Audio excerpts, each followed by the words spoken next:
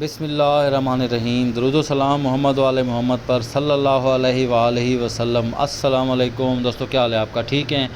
اچھا جی، آج ہم اسی ہی حج مشن کے حوالے سے آج حج میڈیکل مشن کی کچھ باتیں کرتے ہیں کہ یہ میڈیکل مشن یا ہاسپٹل کیا تھا، کتنے لوگ تھے، انہوں نے کیا کیا حج کے ایام میں، یہ ذرا جانیں تاکہ آپ کو پتہ چلے، آپ کے جاننے والے چاہنے والے رشتہ دار دوست اب نیکسٹ جب حج پہ جائیں گے یا آپ خود جائیں گے تو میڈیکل کی کیا فیسلٹی ہوتی ہے اور یہ کس طرح سے کام کرتا ہے، کیا کیا ادویات ملتی ہیں اور کیا کیا ٹیسٹ ہو سکتے ہیں۔ تو یہ ایک رپورٹ میں آپ کے ساتھ شیئر کرتا ہوں، بڑی زبردست انفارمیٹیو ہے، ویڈیو بہت اچھی ہے، انفارمیٹیو ہے، مکہ کے متعلق ہے، میڈیکل کے متعلق ہے، جو تقریباً سبھی لوگوں کی مکہ جا کے ضرورت پڑتی ہے، تو اسے لازمی دیکھیں۔ تو یہ ڈائریکٹر صاحب نے کچھ رپورٹ کچھ چیزیں شیئر کی، تو میں نے کہا آپ کو ایک ویڈیو بنا کے بتا دیا جائے، ایزی رہے گا۔ پاکستان حج میڈیکل مشن جس طرح باقی ممالک کے بھی کچھ ہسپتال بنتے ہیں تو اس طرح پاکستان کا بھی بنتا ہے۔ اس سال عازمین کے لیے جو علاج معالجہ کیا وہ ذیل ہے۔ 400 سے زائد رکنی مشن نے 9 مئی سے حجاج کرام کو مکہ اور مدینہ میں صحت کی سہولیات فراہم کیں۔ 21 جولائی 2024 کو یہ مشن 20 جولائی کو اپڈیٹ ہوا، ختم ہوا اور 21 کو یہ اپڈیٹ آئی۔ اسلام آباد میں جا کر یہ رپورٹ آئی ہمارے سامنے۔ پاکستان حج میڈیکل مشن نے 1,69,000 سے زائد عازمین کا علاج کرنے کے بعد اس ہفتے، یعنی کہ جو ابھی ہفتہ گزرا ہے 20 جولائی کو ہی، سعودی عرب میں اپنے آپریشن کو سمیٹ لیا، ختم کر لیا۔ اس سال 14 سے 19 جون تک جاری رہنے والے سالانہ حج میں 1,60,000 پاکستانیوں نے کم و بیش شرکت کی۔ پاکستان نے 9 مئی کو مکہ مکرمہ اور مدینہ منورہ میں 2 ہسپتال اور 11 ڈسپنسریاں قائم کی۔ پاکستان حج میڈیکل مشن نے 20 جولائی کو سعودی عرب میں اپنا آپریشن مکمل کیا اور اس سال 9 مئی کو خدمات کے آغاز کے بعد سے تقریباً 1,69,000 عازمین نے مفت صحت کا علاج کیا۔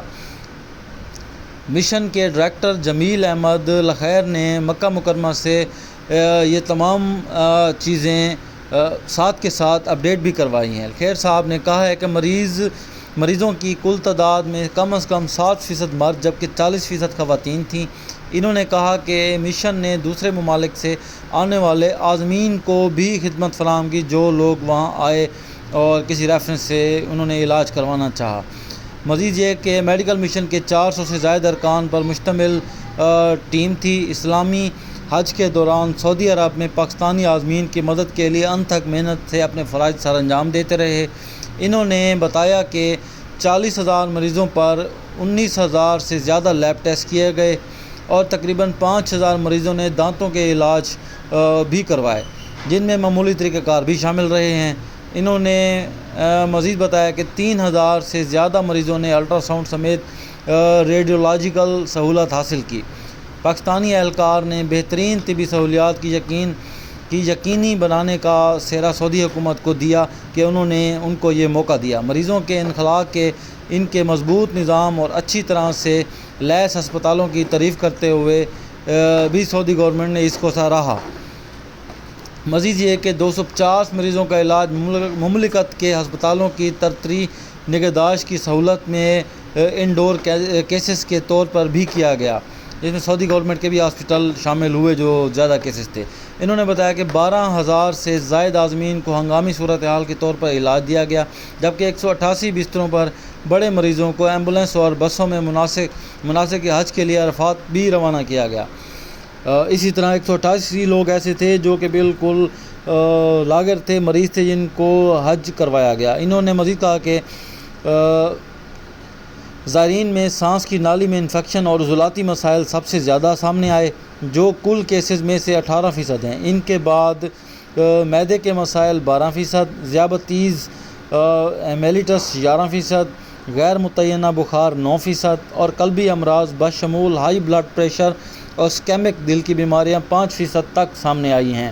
اس کے علاوہ باقی روٹین کی چھوٹی موٹے مرض، گلا، کھانسی، بخار، نزلہ، زکام، چھوٹا موٹا فریکچر، اس طرح کے مسائل بھی کافی دیکھنے میں آئے ہیں، جن کو حج میڈیکل مشن نے باحسن طریقے سر انجام دیا۔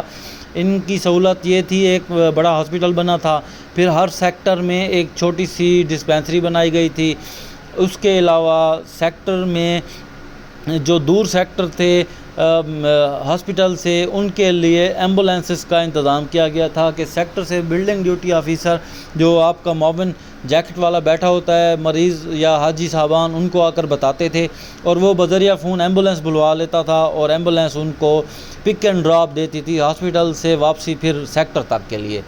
تو یہ تمام مراحل تمام حجاج کے لیے، معاونین کے لیے، یا پاکستان کے کسی اقامہ ہولڈر کے لیے، اور بشمول انڈیا، بنگلہ دیش یا اس طرح کے دیگر ممالک کے لیے بھی فری تھا۔ پہلے پرائرٹی ہمیشہ یہی رہی کہ پاکستانی حجاج کو سب سے پہلے ٹریٹ کیا جائے، اس کے بعد پاکستانی معاونین اور اقامہ ہولڈر کو، اور اس کے بعد پھر بعد میں دوسرے ممالک والے لوگوں کو بھی فیسلٹی دی گئی جس حد تک ممکن تھا، کیونکہ پہلی پرائرٹی ہمارے اپنے لوگ تھے۔ اسی طرح یہ سلسلہ چلایا گیا۔ یہ جی ایک مختصر سی رپورٹ تھی جو حج میڈیکل مشن نے کام سر انجام دیا۔ ماشاءاللہ اس میں doctor, paramedics, nurses, pharmacist, lab assistant, یہ تمام لوگ ہی شامل تھے، اور یہ وہ خوش نصیب لوگ تھے جنہوں نے اپنے ٹائم پہ اپنی ڈیوٹی سر انجام دی، اور اس کے بعد اپنے ٹائم پر مناسک حج بھی ادا کی۔ اللہ تعالیٰ ان سب کی محنت قبول فرمائے، اور جن حجاج نے حج کیا ان کی حج قبول فرمائے، اور یہ تمام لوگ جو ویڈیو دیکھ رہے ہیں اللہ تعالیٰ ان کو ان کی یہ خواہش حج کی یا عمرہ کی یا اس طرح کی جو بھی نیک خواہش اپنے دل میں رکھتے ہیں قبول فرمائے، آمین یا رب العالمین۔ خدا حافظ۔